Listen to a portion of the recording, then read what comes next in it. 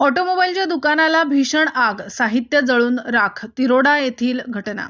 गोंदिया जिल्ह्यातील तिरोडा येथील श्री साई ऑटोमोबाईलच्या दुकानाला मध्यरात्रीच्या सुमारास भीषण आग लागली. आग एवढी भयंकर होती की दुकानातील साहित्य जळून राख झाले. दुकानातील बॅटरी व ऑइल असल्यामुळे आग भडकली होती. दुकानातील बॅटरी स्फोटाच्या आवाजामुळे परिसरातील नागरिकांना याची माहिती कळाली. अग्निशामक दलाच्या गाडीला पाचारण करून दुकानातील मागील भिंत जेसीबीने तोडून आग आटोक्यात आणण्यात आली. तोपर्यंत दुकानातील साहित्य जळून राख झाले होते. नेमकी आग कशामुळे लागली हे स्पष्ट होऊ शकले नाही. गोंदियाहून N24 मराठी न्यूजसाठी अमरदीप बडके. दिवसभरातील घडामोडींचा आढावा घेण्यासाठी पाहत रहा N24 मराठी न्यूज चॅनल.